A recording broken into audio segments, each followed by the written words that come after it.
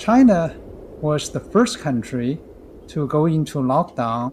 It is also the first country to come out of the lockdown by the end of February of this year. So by March, more or less, life resumed normal, production returned. In 2020, normal is different. But China is looking more normal than pretty much anywhere else. According to the International Monetary Fund's forecasts, China will be the only major world economy not to undergo a contraction in 2020. The IMF expects the US to suffer an 8% contraction in its growth, Australia negative 4.5%, while the European nations such as the UK, France and Italy are set to be between minus 10 to 12%. Given the health versus economy debate raging in many countries, it's timely to ask, how did China navigate its way out of COVID-19 and bounce back so quickly? One point is very much the local connection, the way in which things are run locally in China, which is something that we do not see because it's not something that is either propagated by China and emphasized as part of their policy response, nor is it something that journalists would ever get to see because you don't see it from the big capital cities, but it's rather something that you see when you're actually there. In other words, in China, they went micro-local. They stopped the disease with rigid lockdowns wherever outbreaks occurred, and with very regionalized lockdowns, any stimulus, and the Chinese government did not go big with the handouts, was also narrowly targeted and usually locally managed. There was no national job payment scheme and no big central government spending programs.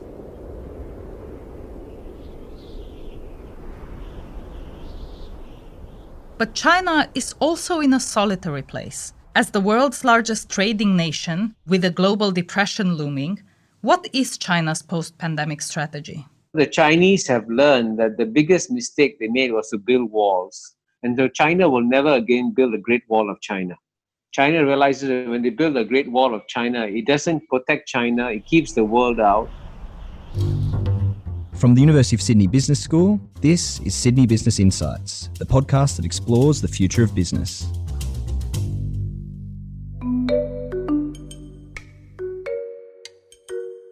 Hello, I'm Sandra Peter.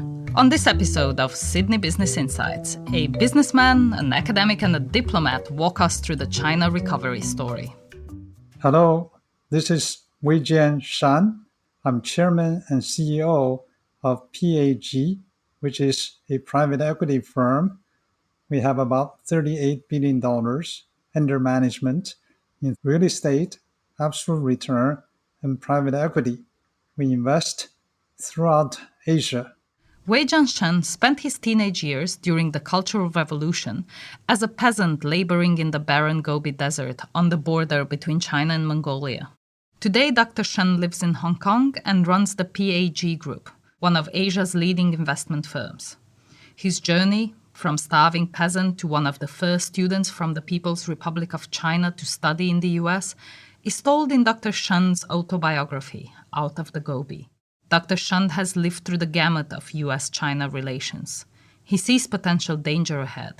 I have lived my life in so many different ways through a path not chosen by myself. So I'm used to surprises, twists and turns, and therefore I'm not worried about anything. But I just think that if there's a break in that relationship, at a certain point, that would harm all of us.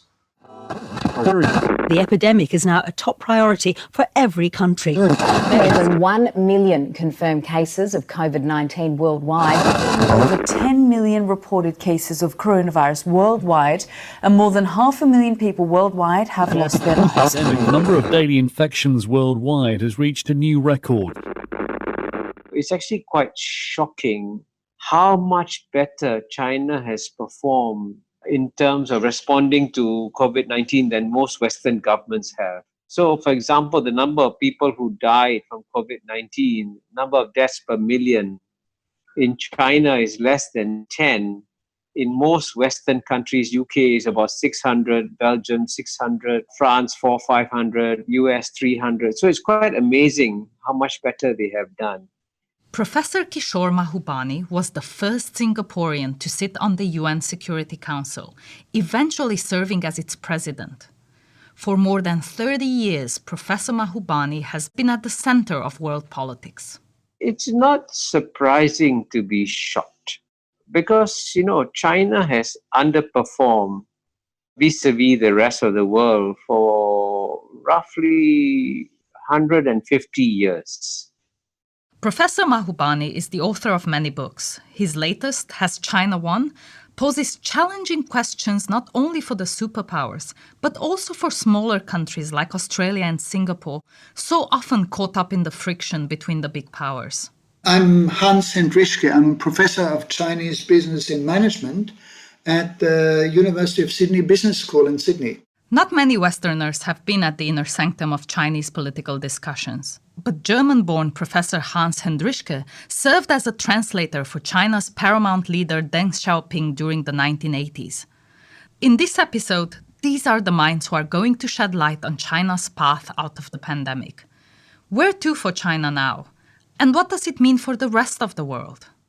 According to Professor Mahbubani, China's successful strategy is grounded in lessons learned from the episode China calls the Century of Humiliation.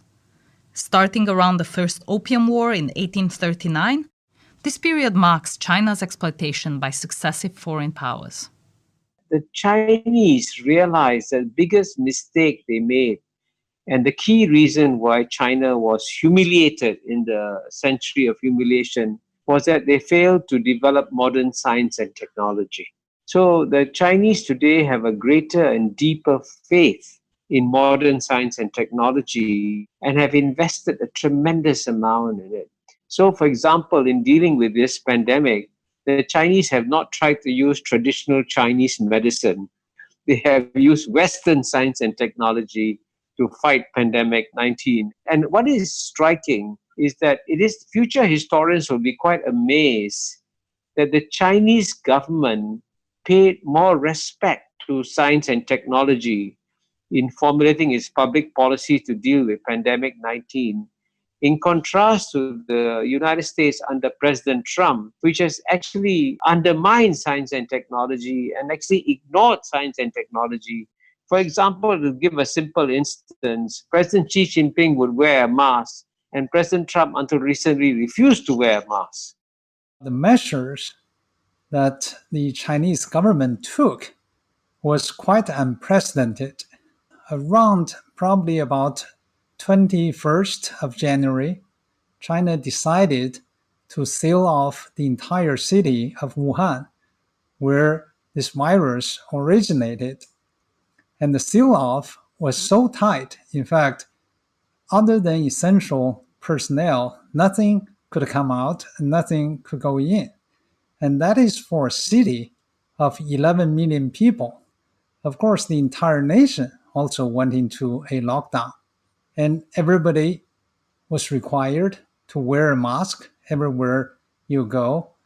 China had a number of advantages. It could run these policies at a very detailed local level.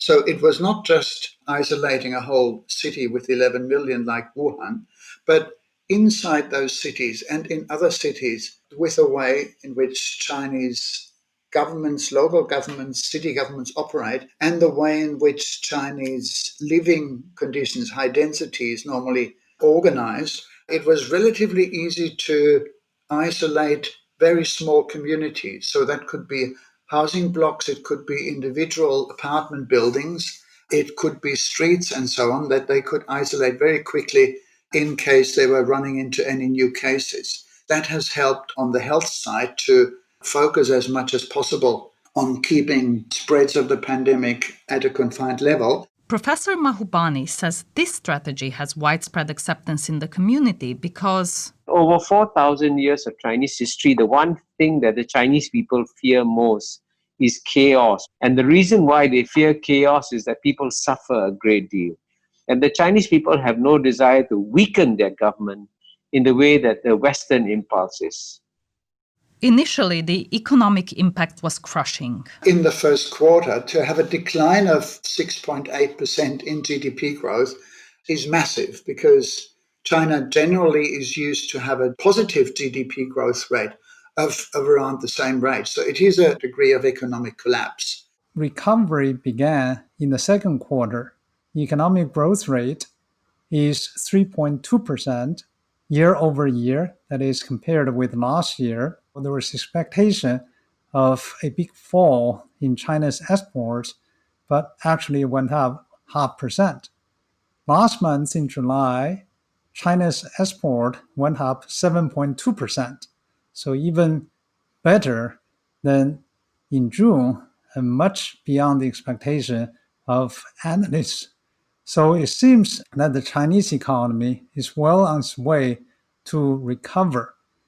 Barring any surprises, I would expect this path of recovery to continue for the rest of the year. The economic recovery was not primarily due to government financial intervention, because according to Dr. Shan, the central government didn't do much. When it comes to stimulus, China probably did much less than other countries. The Chinese have avoided going from a massive trillion stimulus program. So the amounts involved are quite small. I mean, there's a 2 trillion yuan package of assistance and a 4 trillion yuan package of cutting of costs by the government. And that 6 trillion yuan is less than $1 trillion US. When you see the Chinese economy is 14 trillion, that's not a very big package relative to the size of GNP of China. And the stimulus kicked in at a local level. Local government can support enterprises, and they have a flexibility which we wouldn't have here. They could, for example, let them forego any local taxation if we see that our local enterprises are in trouble. And you would even have differences in that from one county to the next county. It wouldn't even reach provincial level. You had a flexible response that was tailor-made for specific places. With the health crisis under control, things got back to normal. And then people just doubled up their work hours and tried to catch up as quickly as possible. We have invested in China in a number of companies, and we have seen financial performances decline very significantly in the first quarter. But in the second quarter, all the sales and cash flows came back very strongly, very often overcompensating for the declines in the first quarter. China's rebounding from the COVID pandemic is sustained by the middle classes. Private expenditure, not state money, is China's rescue strategy. This is possible because in China, the middle class is 500 to 700 million strong, mainly urban, and these are strong consumers. They have fairly sophisticated demands, and they drive demands for local domestic products as well as for overseas imports. That population can be reached now in terms of technology and digital technology to a degree that was not possible ever before. The size of the retail market, the size of private consumption, the growing affluence will be the main driver of economic growth and therefore the source of resilience for the Chinese economy. This structural shift in government policy did not happen over one pandemic night. Rather, it was achieved in the end by increasing living standards, allowing people higher salary, putting more money into consumption, which goes against the grain of a traditional kind of socialist communist economy that comes out of a planning system that was always focused on building up industrial infrastructure. This is a move away from that to focus much more on consumption. That is to, for example, invest money into education, invest money into healthcare, invest money into social welfare. All of these areas contribute quite strongly to a strengthening of the domestic economy. So that's new, and combine that with a very strong digital sector that allows a lot of flexibility and a lot of goods and services to flow, you come out with a rather strong economy that depends less and less on international flows. Doesn't mean that China is independent from international flows, but the immediate reliance on companies being able to export, for example, That has been reduced, and so the domestic part of the economy has been strengthened. 10 years ago, China's domestic retail market was half the size of the US. Today, it is $6 trillion, bigger than the US's domestic market, and with a population 4 times larger than the US. That ought to provide some underpinning to China's economic growth. If you call that resilience, that is the resilience. The Chinese government is famously strong on planning. Its 13th five-year plan ended this year, and the 14th is expected to be released in 2021. What is not as obvious is Beijing's ability to pivot policies with considerable flexibility. According to Dr. Shen, China has a new economic strategy, one it hopes will inoculate the country against the coming global depression. The only thing coming out of Beijing these days is the idea of two circulations. What it means is that China's economy is very much integrated with the rest of the world. China is the largest trading country in the world, and therefore, Chinese economy was considered very much part of the world economy. But given the pandemic, given the trade war and the conflicts with the United States, now it seems they're suggesting that you should focus on the big domestic market. That's circulation number one. And the second circulation is to keep the open door policy and try very best to continue to interact with the rest of the world. That's kind of the external circulation. So it's the Chinese way of saying, we need to develop the domestic market. We need to promote domestic consumption. At the same time, we should not neglect or pay less attention to the external market. In his book, Has China Won?, Kishore Mahbubani says that there is a new world order on the way. America, he argues, knows its strengths, but not its weaknesses. And worse, the West knows China's weaknesses, but not China's strengths. Above all else, Professor Mahbubani predicts the 21st century will be the Asian century. And this is again the result of deep structural forces, because the East Asian societies don't believe that they have arrived. They believe they have to continue to struggle. They live with a deep sense of insecurity. And insecurity and paranoia is a very powerful motivating factor in human behavior. Whereas the mistake that the United States and Western Europe made, especially after the end of the Cold War, they believed that they had arrived at the end of history. They quote the famous essay by Francis Fukuyama. And sadly, that essay did a lot of brain damage to the West, because it put the West, especially Europe and America, to sleep at precisely the moment when China and India were waking up after 200 years of slumber. I don't know about that. Dr. Wei-Jian Shen. I'm not so keen to give labels to anything, but there's no question in my mind that the economic growth in China will continue. As the rest of Asia, there is every sign that this trend will continue. I think you can make a strong point to say, yes, in fact, we are facing an Asian century. And of course, behind that is simply the population numbers, the numbers of consumers, the number of users of all kinds of technologies and so on, that will be concentrated more in Asia than in the European or American space. But that doesn't mean that China in the end has won that game. For Professor Hendrischke, technology remains the game changer. And in this area, China does recognize the strengths of the West. China has declared that by 2030, it wants to be the world leader in artificial intelligence. The internet was invented in the US. It has changed the whole world in a space of a bit more than 20 years. So the Chinese see that there are things that could come out of the really very strong creativity and the basic long-term research that brings breakthroughs in Western countries. So China wouldn't want to lose on that. And I think China is not yet in a position where it is really leading in the sense that other countries have to catch up. US is leading in a whole range, is leading in finance, is leading in all kinds of service areas.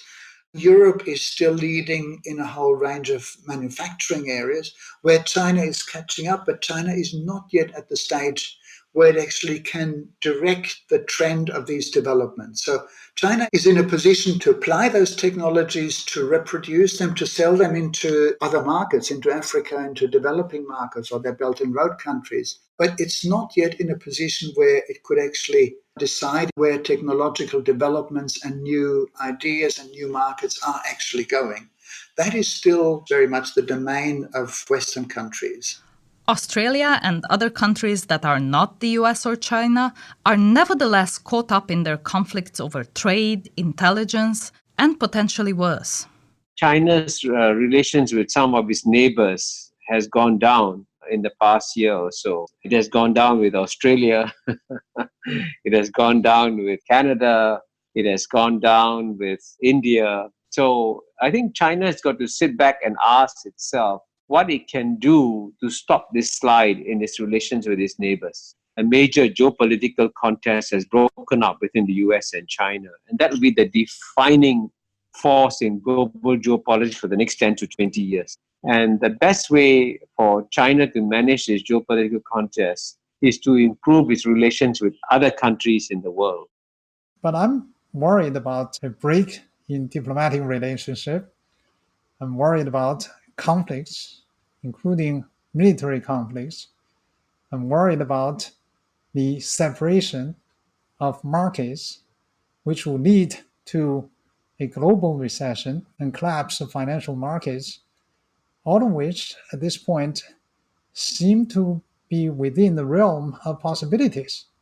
I wouldn't rule any of those things out, whereas even a year ago, I wouldn't even have thought about it. And a year ago, no one was worrying about the pandemic. Even if a vaccine becomes available, the disease has exposed failures in states' capabilities. China has led the way out of the pandemic, so far at least not with a cure, but nevertheless with a livable solution. When will a resolution to the world's deeper threat emerge? China has not actually used military means to exercise its power. So we should encourage China to not use military means. We should encourage China to keep on using other means. And we have to adjust to Chinese power. We have to accept it. This is the reality of geopolitics. I've studied geopolitics for 50 years in my life. And the biggest lesson of geopolitics is that whenever a great power emerges, everything changes. And you cannot say, oh, that's the world I got used to before. I'm going to live with that world. That world is gone. From the University of Sydney Business School, this is Sydney Business Insights. This podcast is part of a multimedia China special.